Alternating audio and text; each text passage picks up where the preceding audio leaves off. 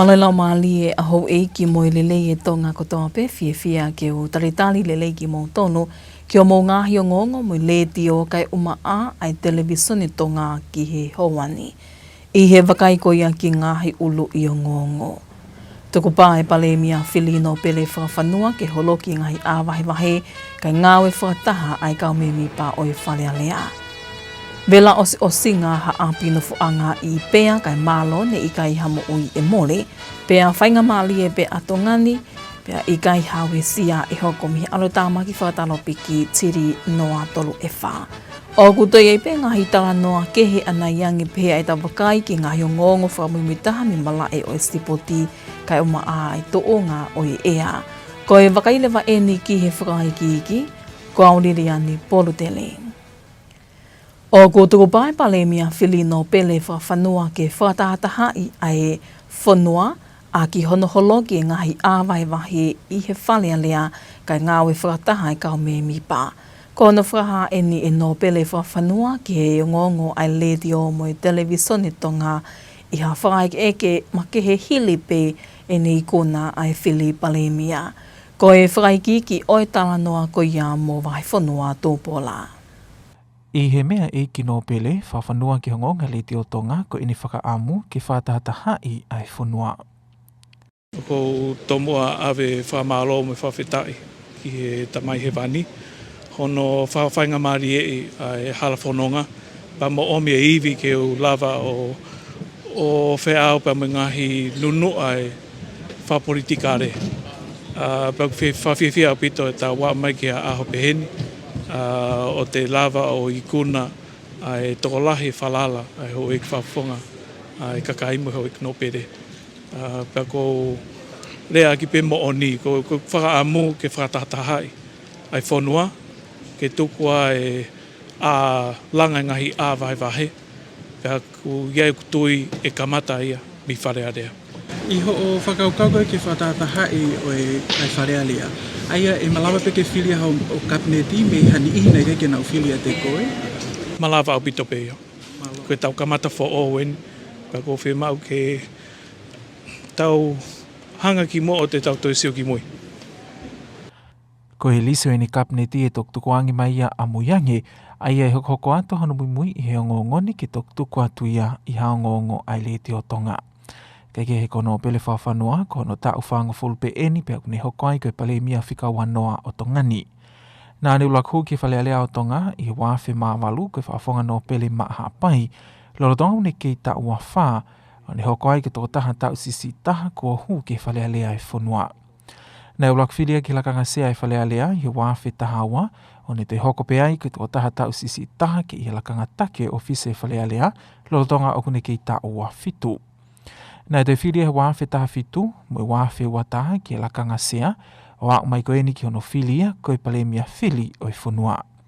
Kono pele whawhanua, o ki ai hono whailo ngā ko peche la, pa mo master I he lao, ngāwe wha businessi, kai pehe ke ngāwe wha diplomatika. O I kai sola ia ki e Pasifiki mo tō pule anga, kai hui kune ngahi ngāwe lolo tonga ni hoko, koe eksea e whalealea o tonga. Kai ke he kua whahai he ngahi pule anga muli nau tukpa te nau ngāwe whataha mo I pale mia whili I a toi pōpoaki ko nau tuk mai ki anō pele whawhanua. Ko hilene no whahai tokon pale mia o Nu'alofa ka koe minista ki muli Winston Peters ai tātalele I Nu'alofa anō pele whawhanua mo nau talamuno ki ene teo whahakwatongia ko pale mia fo o whanua. Ne te whahai Australia mo nau pōpoaki I a tohi nau office whatalwhikau lahi tongani o whahai nau tuta whaaki ki nau ngai whataha mo no pele whawhanua mo ene kabineti, pia te nau pōpau ki no toko ni I hangahi ngawe la whalakalaka o kuhanga pe mei mua. I kai koe pe ko tuk mai pa me pōpau ki talamonua e pule anga Amerika, whawhau I tohi e office whakaampa stoa I tongani, a ene nau whahai nau whiawhia ki ngawe whataha mo no pele whawhanua, I he tau mua ngawe koe ngawe whataha, e whakalakalaka I e wāwhingai ake o pule anga. Lo tonga koe ako o stuk mai pa me pōpōak ofa e pule anga o siaina, I a pōpōaki ne whahoko he ampastoa siaina ki tongani, o tuk pāi pe nau tatalelea no pele whawhanua ko ek pale mia whiri, kai pe eke no pele vaea ko ek sea fo o e whalealea. Mai ngonga le te o me televisione tonga, ko au vai whanua tō pola. Na e vela osi ha apinofuanga i pea i he fiafi po oli ane Afrika e malo ne hao mo o i pe o i kai hoko ha lavea ki he mo o i e whine e ki ta o valungo folo ne nofo i he apinofuanga ni, ko e whakaiki moli tea Tongatapu. I hono whakaike eke he ngonga le tiom televisione Tonga ai tokon komisiona tāma te awhi sina moni kauwaka na ane pehe ne mao e he potu ngāwe ai ui tokoni ki he whakatu tāma kini i e taimi toi waono ki he hiwa ane e fiawhi. O tari ui a kiai e kau ngāwe ko o skapu mai e he māma ai apinofuanga. O te eki ke mahino he lolotongani e tupuanga o māma na e hoko, ka oku kei hoko atu pe e whakatotologi ai ai pod ngāwe ni. Tenga e kau ngāwe ke whakakato no whatongia, no ilo mōni vela koe ni, ko si kapu kotoa e velania e whare. Watahaya ku moe ngahi nau na iloto i he whare, ne ue sia katoa ia. Whafuafua ki e pese te hiwa pe rahi hake. Ai mau koni na hoko koni ke vela koe ni. Koe whaunga koe whare koe ni, koe whare kisima pepe, hori sipapa, o patokapa. Ko no lahi koe mita hiwa po ine tolu e loloa, nei ta whata tau pe, hiwa po ine tolu pe hono whalahi, o whata tau ke fua koe ngene mau. Koe tupuanga koe vela koe ni, te kei ke alawa ke mau kei ha tupuanga koe hiu kei i he whakamaru e vela koe ni ke mātua.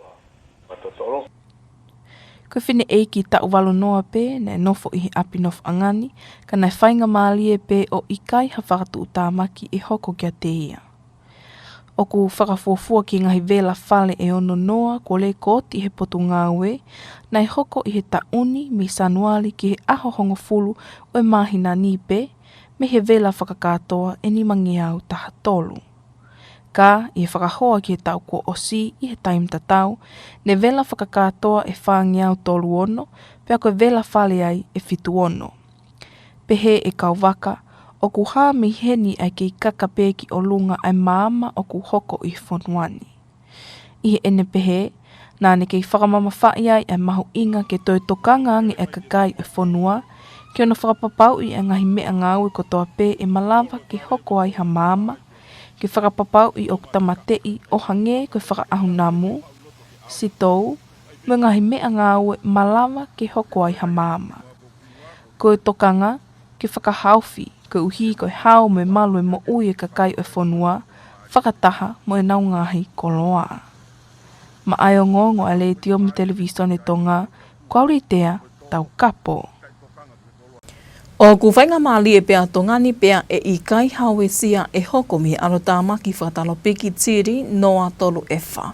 Aia o kunenga onu mamali e mai o whiki fisi i alolo tongani. I e whamatala ko tuko mai mi he waawakai matangi a tonga o sisi a pita whainga maali e ke hiki ai e mālohi o e alotama kini ki he mālohi o e cyclone whatalo piki i he hoa e whawalu ka hoko. Ko e alotama kini o whafuafua ki he kilomita e taha whe topu i he whahihifo toke lauhihifo o Nuku'alofa i enea o mai koe ia ki he pongponge ahoni. O ki kai ke iai hawhenga maali e ai alotama kini ke ne wesia a tongani i he hoa e wawha ki he whawalu ka hoko. Lorotonga ni o ku KCC apito pe hawhenga maali e ke hoko ai ha cyclone whakatalo piki i he elia pototahi o tongani i he aho e ni ma ka hoko. Neongo ia o ku kei tuku atu pe ai whalei ai waawakai matangi me ngai kupu whekau aki e maho inga o e mateu teo e whonua tau te whito i he wā i taimi koe ni whanonga i ai tongani whaahita o cyclone. Kau hika whia mau ai ngahi whengai aki mo e maho inga koe ai whengai aki o ku whai e tongani me ngahi hoa ngāwe i toa puleanga o a upe ki ngahi ngāwe puleanga mo ngahi ngāwe anga pe kau taha kehepe i tongani. Kua ngā unua i e puleanga o whakotuu e nā website whaka-officiale fo o ma ai puleanga ka koe whakaiki ki mo senolita toi vai. Ko e whakaamu ke tauhi kia ing uni whakamatala o whikau aki me ngahi ngāwe me ngahi hoa ngāwe mi toa puleanga. Nai whaelonga I he whalai te wike kua osi he palemia toki tā aisa keke, ai website wha ofisiale o whamalmalu pe I he ofisi o palemia. Ke tāna ki ai oni whamatala whikau ake me ngahi ngāwe whatupalani ngāwe a Tonga ni. O whataumua website ko e ni ke iai me ngai whahino hino, ke te mahino ange ai tuunga o iai e ngāwe, me whatupalani ai pule anga, me ngahi hoa ngāwe, o kau kei hoa ngāwe whalakalaka, society civile, ngahi ngāwe te whapule anga, pehe ke ngahi ngāwe anga ke he pe. Koe whainga mālie en ke kakai o whanua, ke nau mauha whahinga whamatala pe, o whikau ake me pule anga I he ngahi whatupalani ngāwe, I he tau e hongo fulu ka hoko. Ko e tahaine ngai whaunga ke whawhainga mālia I aki ai kakai ai whanua I he teu, ki ono tōku atu ai tohi tōtu oni whawhanua me mape hala whanonga hana tolu a Tongani I he tau who'o. O ni o ngongo whakaloto whanua ia ki he howani koe ngahi o ngongo me malae o sipoti hoko mai a mo maake ake.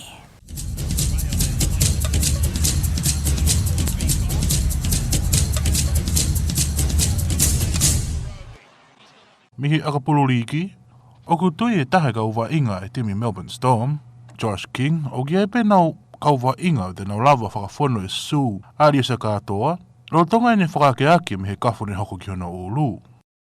Nei hoko whipakilahi e tōru ki he ulu a katoa, I he wainga Tongani monu usila I he mahina ku osi, pea ne I ku whakareri a katoa ki e wharimaha o whakahoko e tafa ki hona ulu. O kuro tonga whakahoko e whakatotolo NRL, peo ki e whangamari e tautea I me mipa e tolu me he timi me ti kolo a Tongani, koe tuku aki o ku iae nau kaunga, ki he kaike nau Moimoi e whonga totonu ki hono tauhi e nau kau atirita, hiri hoko hakafo ki he nau tolu. Le pehe e King, na e whainga taa, pe na ne toi roto mamahi, I ne mamata ki he mea ne hoko ki a katoa. Ko katoa na ne I kuna e pale Deli e mo e whiahui NRL, hiri whakahingoa ia koe huua le taha I he whiahui. E hoko a katoa koe mori rahi ki he timi, ka kuo tukmateo te watu Storm ke nau tāpuni awa koe ni. Kuo whakatu e King a ati walu risati mo Joe Chan, ke nau whetongi a katoa ka e tuutarifaki a Frank Howarth. Pea mehe soka, e kaike toi whakahoko ha whiahui soka I kautaha soka a Senia pe koe OFC I Vanuatu I he tau who'ou. Ko lipo te he kautaha mitia koe Vanuatu Daily Post, o kui kaike a o e tuunga o ki iae ngahi marae, mo nau soka, e kautaha soka Vanuatu, ki he tuunga tau mo profesionale o kwhia mau. Whakatatau ki tutuuni e sino whamamanahi ai soka, pe koe FIFA, o ku pau ki a o e ngahi marae mo nau soka ki ha tuunga whakprofesionale, o ku whai ki ai, anau ngai whiauhi. O parani e kautaha OFC, ke nau whakahoko e ngahi whiauhi mau inga I Nuku'alofa, Fisi, Otmot Kuki mo Solomone, Papua New Guinea, Tahiti mo Tongani, I he tau who'ou. E whakahoko e whiauhi lahi e tolu I Nuku'alofa, o kau ki e fuafua whiauhi Pro League a Oceania. E toi whakahoko mo ngai whiauhi whinga qualify a Oceania ki he Otmot Kuki mo Tongani, kai whai e whiauhi championship e whanau sihi fwe tau tahao no ki Papua New Guinea. E kamata e whiauhi Champions League mai kakai tangata a Oceania, I ha amoa I Januari, pe toi whai pegi ai mo e whiauhi championship mai whanau tangata sihi fwe tau tahaiwa I September. Peko spoti be ki he howani.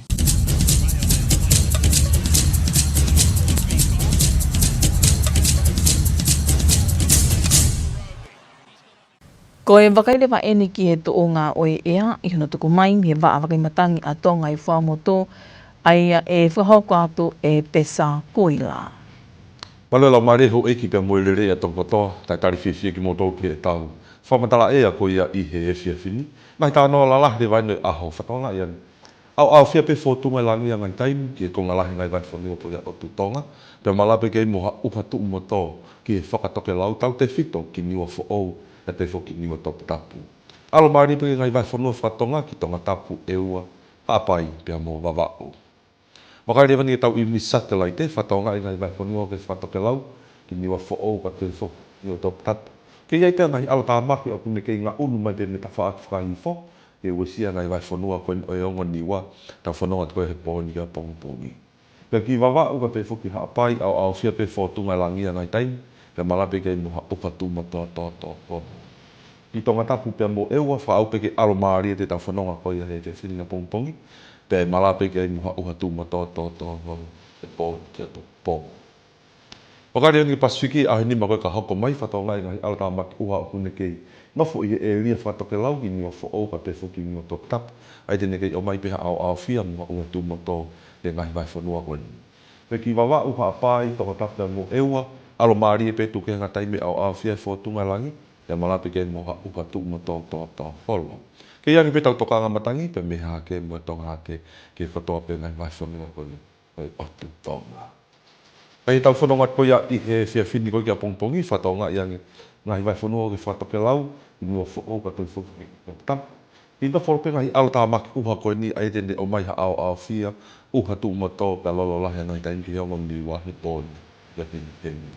Haki ngai vai whanua rewa koe a wau, pe whuki ha pai, au fia pe whotunga langu, tana la pe kengi ngai tui to hou. I Tongatapu te mo ewa, alo maari e pe tu ke hanga taimi au fia langu. Pe mo ha uha tu mo to ngai whaitu pen. Ke yangi pito ka ngamatangi pe me ha ke mo tonga ke ngai vai whanua koe no wawau ha pai. Tongatapu pe mo ewa o au pe ke maritahi. O fu ke tahi nima ke hoa, pe hiki e ko ke maritahi wanoa ke hoa e ngai tahi. Haki pe matangi pe me tonga i fo ke ngai vai whanua koe whakatoke lau, o au pe ke maritahi hong fu ke tahi nima ke hoa, tau te whita ki niu fo o pe niu Tongatapu.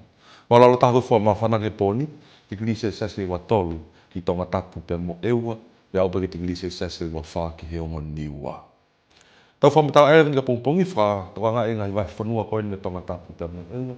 Wha au pake alo maari ka pongpongi kai kei nofo pe alo tāmak ua koe ni i ngai vai whanua koe toke lau i o wha ka pe whiki ni o Tongatapu. Pe alo maari te peke o te whapai e hoa hoa tā koe a pongpongi pe a pe e whoki ke vai whanua wa wau. I no folo pe tangi ala tāmak uha te malapa ke o mai ha uha tu mato ke vai whanua wa wau a pongpongi. I angi pe toka ngamatangi pe me ha ke mo tonga hake o au ke maritahi hang fo ke tahi nima ke hongo ke ngai potahi koe ni o wa wau ha apāi Tongatapu pe mo eua. Ke angi pe matangi pe me tonga i ho kai tahi ni fu tahi nima ke hongo niwa. Palo ta koe wha whananga pongpongi te glise siase wa hiwa ki Tongatapu pe mo eua pe au pe ke te glise siase tolu noa ki he hongo niwa. Tai mi hua pe mo maha ko e tahi, maha toka ia i he toi mi ke wanoa ke taha watu a pōi pōni, tau maari te hunga fuki heo no a pōi pōni. Koe la a mo mahina, hopo la a toi mi te whā ki heo no a pōi pōni, pia tō ia i osta havalu, pia me fitu e whiawhiko ia pōi pōni. Hopo mahina osta fitu me tolu a heng heng, pia tō ia i toi mi te onu ki he nima e whiawhi a pōi pōni. Whaospea tau wakai ki e tau whamatala ea koe ki he aho e nima ka hoko mai ki Nuku'alofa. Patonga yang kamata he tua prelulu e weekend ni ke moni te koia o e wiki ka hapu. Au fia pe fotu mai langi te mala pe ki ai moha uha tu mo to hol pe ala hea ngai tai ke ala maari. Malua ta koe fua mawhana ke aho lima ka hoko mai ki Nuku'alofa te ki lisensiasi ua walu ki he wahiwa.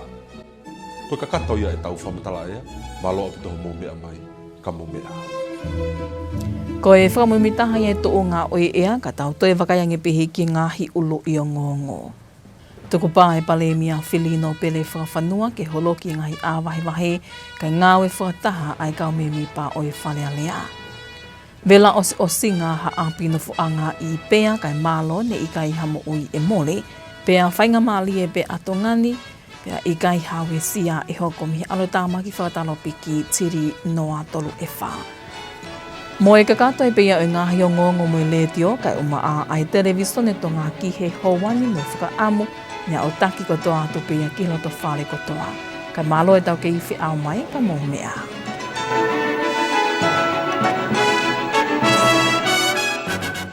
Good evening and welcome to your bulletin in English with Radio and Television Tonga for the hour. Leading our bulletin, Prime Minister Designate Lord Fafanua pledges unity in leadership. Outgoing Prime Minister Dr. Isaki Valweke launches a strategic partnership information hub, and a house in Bea was engulfed last night with fire, but fortunately no casualties were reported. We'll have these and more stories later on in the bulletin with the latest from sports and the latest weather update. Now I'm Rafanoto Paula with the stories in detail. The newly elected Prime Minister Lord Fafanua has pledged to unite the House and the country by bridging the gap between Parliament members. More on that story with Mark Ake. In an interview with Radio and Television Tonga, Whakawhanua emphasized the need for collective work and cooperation among members. The list of his cabinet members will be announced later, and Radio and Television Tonga will provide updates as more information becomes available. Lord Whakawhanua becomes Tonga's 20th Prime Minister at the age of 40 with a strong background in law and business. He has been the noble representative of Ha'apai to Parliament since 2008 and has served as Speaker of the House since 2012. Meanwhile, international leaders have extended their congratulations to Lord Whakawhanua, including New Zealand, Australia, the United States, and China, pledging their support for his leadership and cooperation. New Zealand's Deputy Prime Minister Winston Peters said yesterday that New Zealand look forward to working with Whakawhanua to strengthen their country's partnership and advance the two countries' shared goals. Australia, the US, and China have also expressed their commitment to working with Lord Whakawhanua and his government to promote development and cooperation. China's ambassador to Tonga also congratulated Lord Whakawhanua and the new Speaker of the House, Lord Vaya. Mark Ake, Radio and Television Tonga News. A house in Bea was engulfed with fire last night, but fortunately no casualties were reported. We'll have more on that incident with Lidia Taukapo. The Deputy Commissioner, Sinamoni Kauvaka, confirmed with Radio and Television Tonga News that the fire department responded promptly to the report, but upon arrival the house had already been severely damaged by the fire. He stated that the house was constructed with concrete flooring, wooden walls and metal roofing, measuring 9.3 meters by 9.3 meters. The cause of the fire remains unknown, and the estimated cost of the damage has yet to be confirmed as investigations are still ongoing. Deputy Commissioner Kauvaka also shared recent fire statistic, noting that from January 1st to December 10th this year, the fire department received 513 fire reports, including 60 house fires. In comparison, 436 fire incidents were reported during the same period last year, with 76 involving residential properties. He said these figures indicate an overall increase in fire incidents nationwide. Kauvaka urged members of the public to remain vigilant and practice fire safety at all times, advising that potential fire hazards such as mosquito coils, cooking stoves and other flammable items be properly extinguished and handled with care. He emphasized that the fire department remains committed to protecting lives, ensuring public safety and their property. Reporting for Radio and Television Tonga News, I'm Litea Taukapo. The tropical disturbance O3F's potential to develop into a tropical cyclone in the next 24 to 48 hours remains low. The pathway for this system is at 1,500 meters west-northwest of our Nuku'alofa area. Information from the Tonga Meteorological Services states a low confidence that TT03F will develop into cyclone strength in the next 12 to 24 hours. Despite this, there are no threats or gale wind from this system is expected into Tonga's area. Meanwhile, the potential for tropical cyclone formation is very low for Tonga's area in the next 5 days. And the outgoing Prime Minister, Dr. Aisake Valueke, has officially launched a Strategic Partnership Information Hub, which is a new platform aimed at strengthening collaboration between the government and its development partners. More on that story with Senolita Tuivai. The launch of this hub marks a significant step forward, enhancing Tonga's partnerships and achieving its national development goals. The hub will provide access to key information, improving coordination and cooperation among government agencies, local authorities, development partners, the private sector, the civil society organizations. The platform will also play a crucial role in preparing for the rollout of Tonga's third National Strategic Development Framework in 2026. The platform will serve as a catalyst for strengthening both existing and potential partnership with regional and organizations, helping to mobilize support for the implementation of Tonga's development priorities. The Prime Minister's office reaffirmed its commitment to working closely with partners as Tonga advances its national development agenda. And that's it from the local news. Sport is up next after this break with Mark Ake. Stay tuned.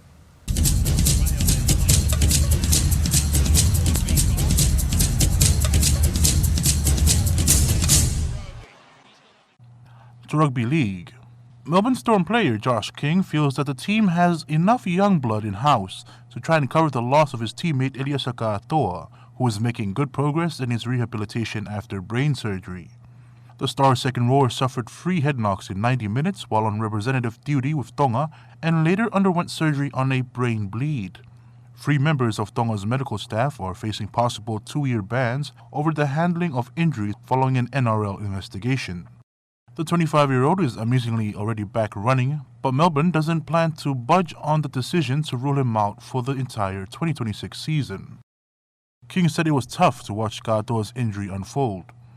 While the Dally M second rower Katoa will leave a large hole, King said Melbourne had players ready and waiting for a starting role. He named Ativalu Lisati and Joe Chan, while Frank Howarth, the highly rated younger brother of centre Jack, has been doing pre-season training of the top squad. Despite successive grand final losses and some off-season turmoil with Katoa and gun fullback Ryan Pappenhausen departing, King said the mood at the club was upbeat. And Vanuatu will not host any Oceania Football Confederation or OFC matches next year. Vanuatu Daily Post reports that the lack of facilities not meeting FIFA standards has worked against the Vanuatu Football Federation. FIFA criteria set for professional level infrastructure means stadiums must meet strict requirements for the field of play, spectator facilities, safety zones, and media amenities. OFC matches and events scheduled for 2026 include games in New Zealand, Fiji, Cook Islands, Solomon Islands, Papua New Guinea, Tahiti, and Tonga. New Zealand have 3 tournaments including the first ever OFC Pro League. Cook Islands and Tonga will host key qualification events, while Papua New Guinea men's and the Solomon Islands women's will host the OFC Under-16 Championships. Samoa, which opens the year with the OFC Men's Championship League qualifying in late January, will also host the OFC Under-19 Men's Championship in September.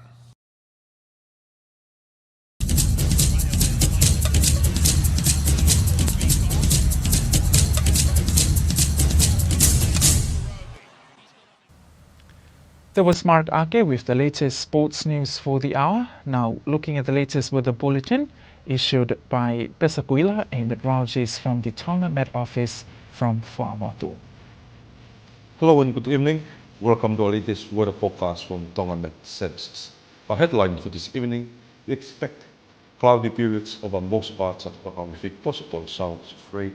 Heavy falls at times to the further north, especially for New Fo'o and Tongatapu. Otherwise, becoming fine weather to the south, especially for Tongatapu, Ha'apai, and also Wava'u. Looking for a satellite imagery, as you can see for New Fo'o and Tongatapu, there are some heat cloud bands moving to the west, approaching these 2 islands for tonight and tomorrow, with an occasional rain, heavy falls at times, and possible isolated thunderstorm. But looking over to Wava'u and Ha'apai, cloudy periods at times with possible split showers. But for Tongatapu, they were becoming fine apart from cloudy periods with possible isolated showers. Across the region the next 5 days, as you can see, becoming fine south, Tongatapu and Ewa, Ha'apai, and also Wava'u. But we are not concerned when this trough still light and remains over the further north, especially for New Fo'o and New Tongatapu. And it will bring in occasional showers, possibly heavy at times with isolated thunderstorm. Let's bring in the weather closer to home into Island Division.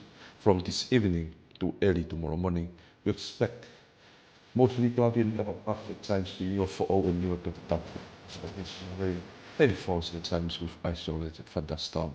But for Wava'u and Ha'apai, cloudy at times with possible scattered showers, it be heavy falls at times.